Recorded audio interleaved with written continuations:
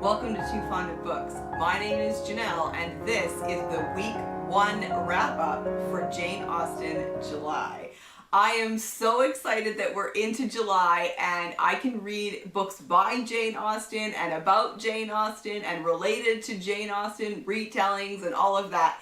I just absolutely love this readathon and I go all in. As I'm sure you're already aware from my Pile of Possibilities video. If you haven't seen that, I'll link it in the cards and in maybe even in the description box below. So I'm going to tell you what I have read this week and what I am currently reading that is continuing into the second week of Jane Austen July. I did finish a book. I read The Matters at Mansfield by Carrie Bebris. This is the fourth in the series, I think. Yes, The Matters at Mansfield, or The Crawford Affair. Now, this is a historical mystery series featuring Elizabeth and Darcy post their wedding, post the events of Pride and Prejudice, and I love this series. It is really well done. You can tell that the author loves Jane Austen and has read extensively Jane Austen's works because there is such an attention to detail and she gets the characters right. You meet characters from all the Jane Austen novels in this series, but especially Darcy and Elizabeth. She gets them right and that's why it's so much fun. This one is potentially my favorite in the series. I mean, I loved the first one because it introduced us to this world, but I really enjoyed the events of this one. So we have Elizabeth and Darcy are hoping to finally get some quiet time together at Pemberley, but their aunt, Lady Catherine de Bourgh, is eager to get her daughter married off. And she wants to get her married off to a man that Darcy does not like. He has met him and gone hunting with him, and he just does not think that he is a good man. He's got kind of a bad temper. He really doesn't think it's a good situation. And then all of a sudden, Anne de Bourgh elopes with, do you want to guess who? Henry Crawford. It's awesome. So it takes place, the bulk of the novel takes place near Mansfield, at the village near Mansfield, and it's just so good. It's so good. So I love that she brings in Henry Crawford, and then she also brings in Thomas Bertram, like Mr. Bertram. We see Mrs. Norris, Mr. Rushworth, his mother, Maria, and even Edmund Bertram. Now, we don't see Fanny or anybody else, but that's okay because this was really focused on Henry Crawford, and it was so good. The mystery was really good, and I just loved it so much. I marked a page here, and I think it was something related to Lady Catherine, which cracked me up. Here we go. In the space of 24 hours, the ox and bull shrank. That's the inn that they were in. Somehow, the inn that had lounged on the village green, spreading its cobbled wings together in lazy imitation of more formal guest houses, now seemed to stand at attention, its walls constricting as it labored to contain the company within. It was so good. Here we go, I'm continuing. It was the wind, some said. A summer gale had ruffled the village the full length of that unseasonably stormy day. By dusk it had blown in a force of nature stronger than any Mansfield had previously known. Lady Catherine de Bourgh. So good. So I loved this, and I am eager to continue on in the series, and I probably will end up reading the last 3 books in the series during July. I also watched a modern day adaptation. That's one of the challenges. Oh, so I should mention that this one is for the challenge of reading a retelling or a book set in that time period, and so I think that kind of counts with both of them because it's got characters from Pride and Prejudice and all of Jane Austen's books, but it's also told in the time period. So that's for that challenge. one of the watching challenges is to watch a modern day adaptation. And I had heard people talk about this Bollywood film, and our library had it on DVD. So last night I have found it, a Bollywood adaptation of Jane Austen's Sense and Sensibility. Now, I don't watch a ton of Bollywood. It's not really my style for movies, but I was intrigued to see how the plot of Sense and Sensibility played out in this movie in modern day. This came out in 2000. There was a reference to Y2K, which was awesome. But I was thrown immediately because the opening scenes of this movie are war scenes. And it took me a minute, but I realized that we were being introduced to the character of Colonel Brandon. I forget what his name is in this movie, but that's who we were being introduced to. But it just threw me. And then, but the rest of it, they did a really good job of retelling Sense and Sensibility in a modern time period. And it worked. And I found this when I watched Bride and Prejudice last year, because there's something about the culture that just fits with Jane Austen, because it's maybe a little more restrained in certain areas, and ideas of ethics and morality and all of that. I don't know, it just seemed to fit. And so I could see, like, I could plot all the major events that were taking place in the book, and I could immediately pick out which characters were supposed to be who. So I thought that was really interesting. And the other thing that I found very interesting was they changed where, at the beginning of Sense and Sensibility, the husband dies, leaving the wife and daughters destitute because the estate goes to the son. In this movie, they've changed it to a father rather than a husband. Therefore, it's the girl's grandfather. And he doesn't die until partway through, maybe even halfway through the movie. So we've already met Colonel Brandon and Willoughby, and all of that has happened before he dies. And so I found that interesting that they changed where they put that. But it was an interesting watch, and I'm glad that I heard about it and kind of had this chance to watch a really different type of retelling or modern adaptation. Okay, now let's dive into what I am still reading, what I'm currently reading. I am joining in the read-along, and I'm reading Pride and Prejudice. I found this at the library, though. Now, you're going to see soon, Wednesday, the very next video that I post. No, sorry, that's not true. Murder Mystery Monday is going to happen. And then the next video that I post is going to be a library haul. I went down a massive deep dive, and it's this book's fault. I was watching a video by Catherine, Taking Tea with Catherine, and she was talking about how she found an annotated Pride and Prejudice, and that's what she was going to read this year. And I've read Pride and Prejudice 2 or 3 times already, so I thought an annotated version might be really interesting. I could get some really interesting information. So I went to the library catalog, the online catalog, to see if there was an annotated version, and I found this one, annotated by Patricia Meyer Spacks, and that led me down a massive rabbit hole, the results of which you will see in my library haul video. But I like how this annotated version is done. So you get the text of the story and then the annotations on the side here.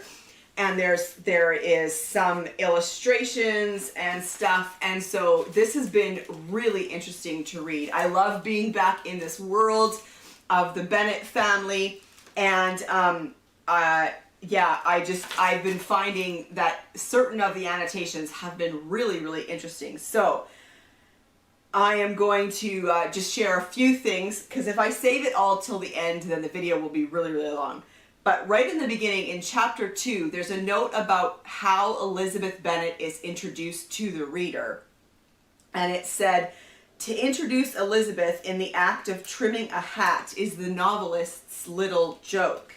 Elsewhere, Elizabeth shows little interest in self-adornment or in domestic activity. I just thought that was interesting because it never ever crossed my mind to think about how Elizabeth was introduced to the reader. But she is introduced to the reader whilst trimming a hat, and that's something that she really does very little of in the book, so I thought that was very, very interesting. The other one that I thought was really interesting to note, and so the annotations have a lot to do with how Elizabeth perceives other people and judges other people. And so in this one, it's in chapter 6, the ladies of Longbourn soon waited on those of Netherfield, and the visit was returned in due form. And it's talking about the Bingley sisters and how Jane perceives their behavior and how Elizabeth perceives their behavior. And the annotation is this: what Elizabeth sees often differs from what others perceive. Because of her attractiveness as a character, and because we are often privy to her thoughts, readers tend to assume the correctness of this protagonist's point of view. This is sometimes, not always, a dangerous assumption. So yeah, having that in mind, that because we often see things through Elizabeth's perspective, we're not always actually getting accurate understanding maybe of other people. But I'm really enjoying my reread of Pride and Prejudice, and I will show you, I am basically about halfway through. I am following the timeline for the read along, and I'm really enjoying the discussions that we are having on Goodreads. Okay, I am also attempting to finish The Mysteries of Udolpho by Anne Radcliffe. I actually started this last year during Jane Austen July, and I did not make it very far.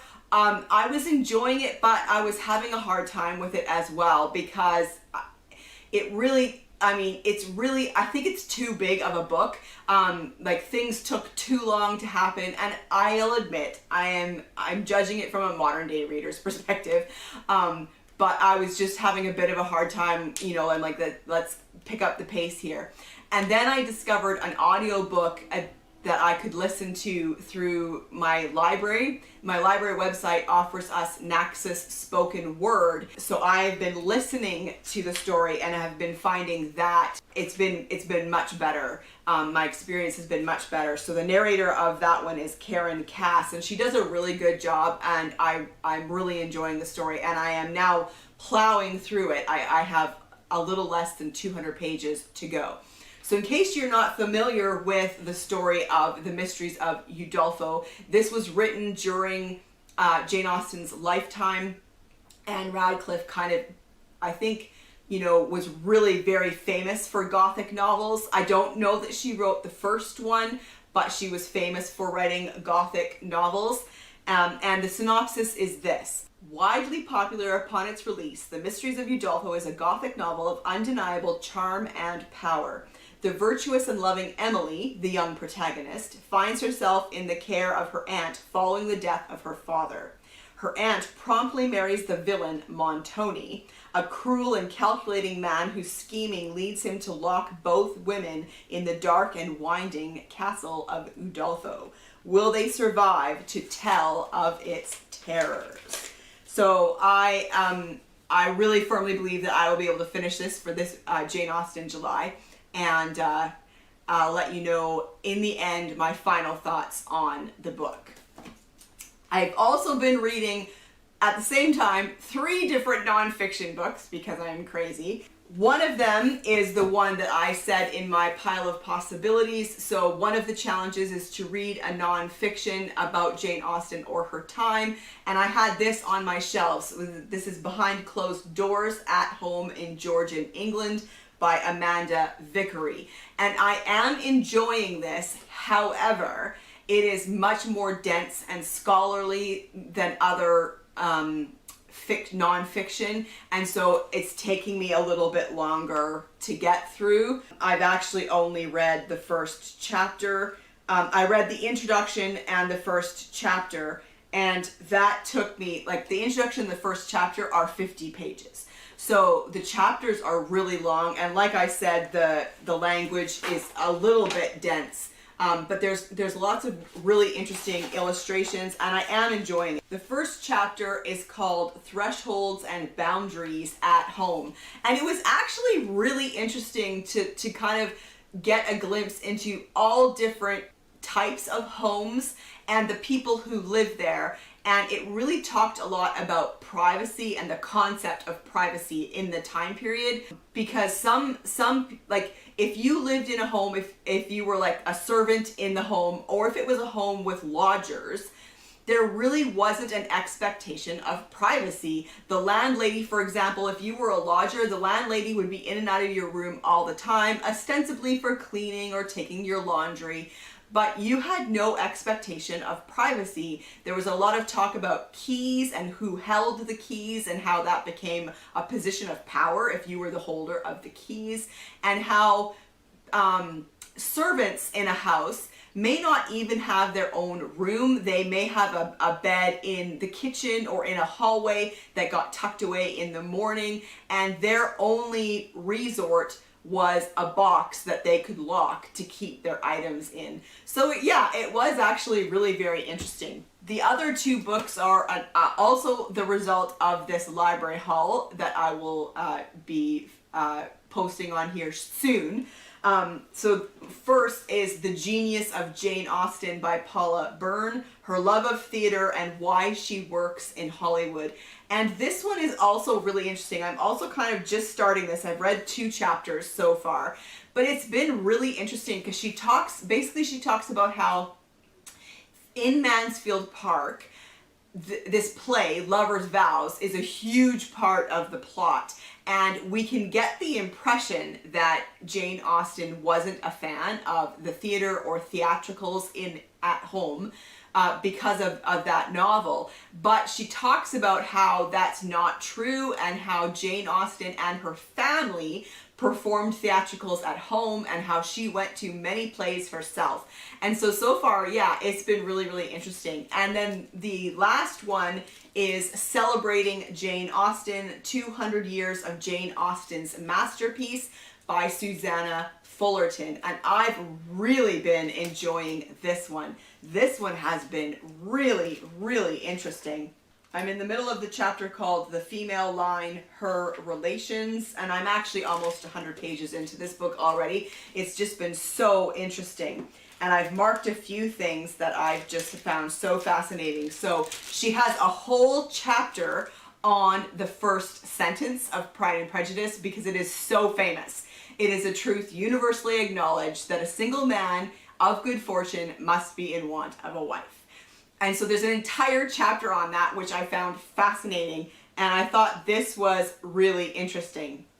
By all these implications, the reader is made to realize that this opening sentence cannot be taken at face value, and therefore the entire novel probably can't either.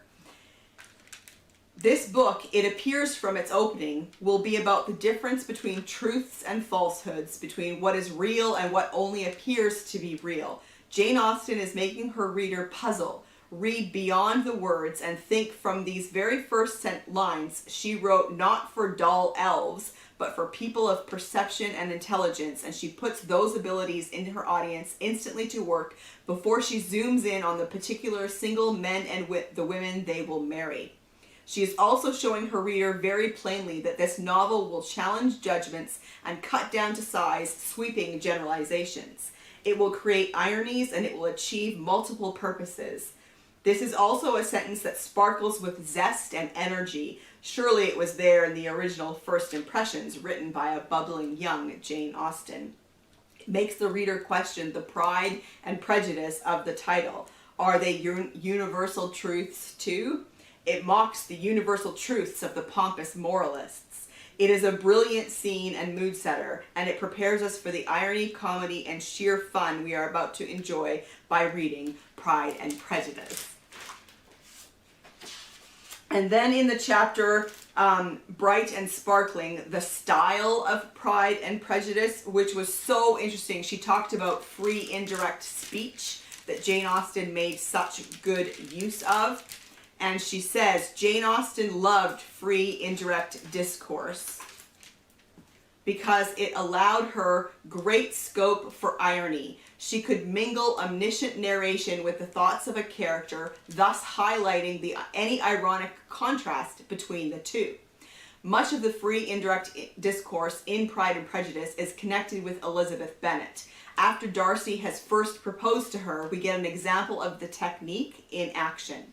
Her astonishment, as she reflected on what had passed, was increased by every review of it. That she should receive an offer of marriage from Mr. Darcy, that he should have been in love with her for so many months, so much in love as to wish to marry her, in spite of all the objections which had made him prevent his friends marrying her sister, and which must appear, at least with equal force in his own case, was almost incredible. The first sentence is standard third-person narration. Her astonishment, as she reflected on what had passed, was increased by every review of it. The narrator tells us that Elizabeth is astonished and thinks over what has just happened, but with the next sentence, we move inside her head. There are no speech marks. She is not talking to herself or to anyone else, but the perspective is Elizabeth's, filtered through the third-person narration.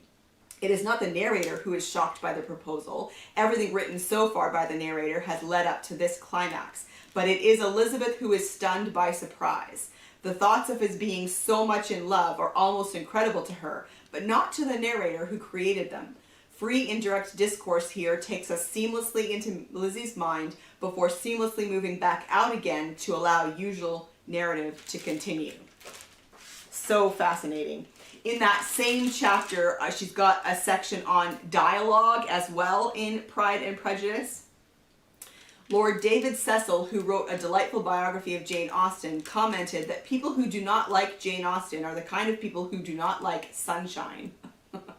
Reading Pride and Prejudice does indeed feel like a burst of sunshine from a cloudy sky. What is it about the way in which it is written that communicates such sparkle, such joie de vivre to its readers? Much of this charm comes from the dialogue. Crisp, exact, and witty, every speech in the novel reveals the character of the speaker and amuses the reader. Yeah, so interesting. All right, and then in a chapter on the heroine, Elizabeth Bennet, an entire chapter on her, it's great. Reading this made me think about how much we miss as modern readers because we don't understand necessarily all of we don't understand all of the allusions and subtleties because we might not know, all the things that they would have known in the Regency era. And this is a perfect example. She also has strength when coping with adversity. If insulted, she uses humor as a weapon, and she does it brilliantly. There's a wonderful moment on the path at Netherfield when Miss Bingley and Mrs. Hurst, out walking with Mr. Darcy, are rude to her. Elizabeth responds so cleverly, quote, "You are charmingly grouped and appear to uncommon advantage. The picturesque would be spoiled by admitting a fourth," she tells him. And I remember that scene and thinking that I didn't really, I didn't get too much more out of it than her just saying she's not thinking that she's not willing to stay with people who are so openly rude to her. But her reference to the picturesque is a subtle but devastating one. To be truly picturesque, according to the great exponent of the picturesque movement, William Gilpin, a scene needed a group of cattle, preferably one bull and two cows. By telling them that they are picturesquely grouped, Elizabeth is implying that Darcy is a bull and that the Bingley women are cows. How apt. That's fascinating. I never would have picked up on that if I hadn't read this book. So how much are we missing as modern readers? Then she also has a chapter on the hero, Fitzwilliam Darcy. P.D. James once described Pride and Prejudice as Mills and Boon written by a genius. I loved that. And then in the same paragraph, she also talks about Georgette Heyer. Georgette Heyer, supreme mistress of the Regency romance, adored Jane Austen's novels, and many of her heroes owe a great debt to Mr. Darcy. No writer of Regency romance can escape having her tight-pantalooned and Hessian-shod hero compared with Darcy. So that's very entertaining and reminding me that I need to make sure that I do pick up some Georgette Hare during Jane Austen July. Then this chapter and the one about Elizabeth Bennet both ended with opinions of them written by other people. And this is one written by Carrie Bebris, who writes the Mr. and Mrs. Darcy mysteries that I have already talked about. She says this: "The scene in which Elizabeth tells Mr. Darcy of Lydia's elopement is one of the most romantic in all of Austen's writings, particularly upon rereading. When we know he is leaving the room full of purpose. In that moment, he emerges as a true hero, having demonstrated through glimpses into his private life that he is self-aware enough to admit his flaws and work to improve himself. He now shows his other side, that he is a man of honor and of the world, able and willing to use his knowledge and resources to set someone else's world to rights. Mr. Darcy protects those who are dependent upon him. That's what a hero does. And with Elizabeth, that's what he continues to do in my novels, obtain justice for those who cannot seek it themselves." And that's totally true. And one of the reasons why I love her books so much. And then in the chapter that I'm currently reading, she's talking about her relations, and she goes into all the other characters. And she's talking about, in this section, Lydia Bennett. "Ghastly as Lydia Bennett is, she and Elizabeth make credible sisters. Jane Austen has taken genetics into account. Both are attracted by Wickham, both break society's rules. Elizabeth walks alone through the countryside. Both have high energy levels. Elizabeth arrives almost wild at Netherfield after jumping over stiles and puddles. And they share the same thoughts about Miss King, nasty little freckled thing. Both sisters have inherited from their mother a tendency to judge too hastily, to form strong first impressions based on little evidence." So I am loving this book, and I will let you know more next week when I will have probably finished it. So that's it. That's my wrap up for the first week of Jane Austen July. Let me know if you've read any of the books that I've talked about in this video. Also, I would love to hear just your thoughts about Jane Austen, and I would love to hear what you're reading as well for Jane Austen July. And I will see you for another video soon. Bye.